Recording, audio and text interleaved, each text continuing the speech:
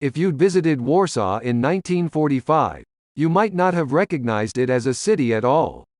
Destroyed by the Nazis in retribution for a 1944 uprising, the city was pocked by craters and reduced to miles and miles of rubble. It wasn't just the capital. Much of Poland was rubble by the end of the war. In the decades since, Poland has rebuilt and regrown. But the memory of its 6-year Nazi occupation still stings, and for years, a spat over whether Germany owes reparations for its actions toward Poland during World War II has threatened diplomatic relations between the two countries. In March 2018, the issue boiled over again when Arkadiusz Malarczyk, a Polish lawmaker, asserted that Germany owed reparations that could be worth as much as $850 billion. The claim rests on the breadth of destruction and suffering the country withstood between its invasion by Nazis in 1939 and the conclusion of the war, in 1945. 18% of Poland's population perished during World War II.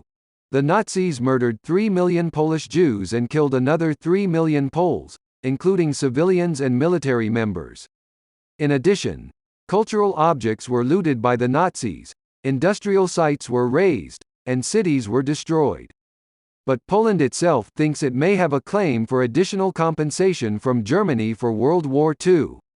Lately, some right-wing politicians have contended that the land and resources seized as reparations by the USSR, which assisted Poland after the war, and restitution paid by reunified Germany to Polish victims of the Nazis, was hardly sufficient for the country's wartime suffering. There's a sense of victimhood, says Anna Gersmala-Bus, a professor at Stanford who studies the country's post-communist policies and political parties. She says right-wing politicians like Malarczyk use Poland's victimization during World War II as a way to appeal to their political base. By arguing that Poland's sovereignty can be reclaimed through reparations, she says, the country's Law and Justice Party can curry favor among Poles who long for their country to be taken more seriously on the European stage. As of yet, Poland hasn't made an official demand for the reparations from its most important trading partner, Germany. However, the issue hasn't made relations between the two countries, which are already strained, any easier. The questions of reparations stretches back to the negotiations that decided Poland's fate at the end of World War II. In 1945, Allied officials gathered in Potsdam for a conference that ended up irrevocably shaping post-war Europe. The Potsdam Conference determined how Germany would become denazified and how it would pay for its destruction of Europe, with both money and public acknowledgments of its guilt.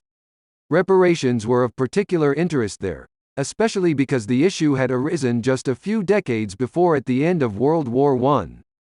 Then, the Treaty of Versailles had forced Germany to pay hefty reparations, and its economy all but collapsed as a result.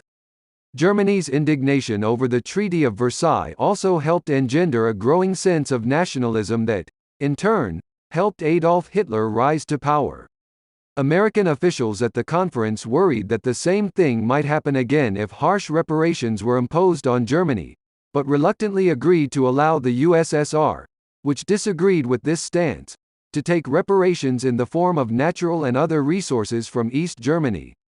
These goods were largely used to finance rebuilding inside Russia. Meanwhile, West Germany paid other reparations in the form of intellectual property, territory, and cash, most notably to Holocaust victims, Greece, and the State of Israel. As a communist country, Poland fell under the umbrella of the Iron Curtain countries aligned with the USSR, and in 1953, it waived its right to additional compensation for World War II from the German Democratic Republic, along with the USSR. In 1970, when Communist Poland signed on to the Warsaw Pact, it confirmed that it had no claims against West Germany, either. And when Germany reunited in 1990, Poland failed to bring any claims against the newly reunited country. In 1992, Germany paid 500 million marks, roughly 320 million at the time, to Polish victims of the Nazis through the Foundation for Polish-German Reconciliation. Poland has so far limited the ability for people who had property seized in Warsaw during or after World War II to apply for restitutions. It might seem the reparations issue had been settled, if not at the end of World War II then by the end of the Cold War. But for some Poles who feel the suffering of non-Jewish citizens has not been adequately recognized, it's still a topic of burning debate. In 2017, Jarosław Kaczynski, head of the country's far-right Law and Justice Party, gave a speech in which he called the issue of reparations a matter of Polish honor. The French were paid. Jews were paid.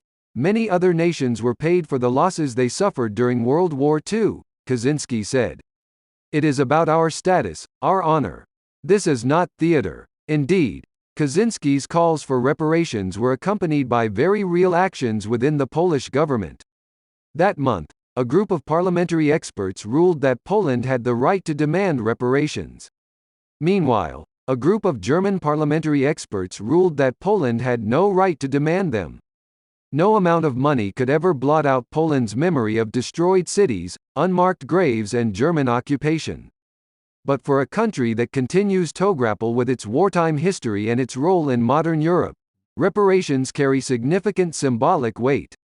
Poland's government never officially surrendered to the Nazis during World War II, and it may not back down over the thorny issue of reparations now. Everybody knows it's not going to happen, Gersmala Bus says of reparations. This is very much a move by this government to further build up the idea that Poland is being made great again.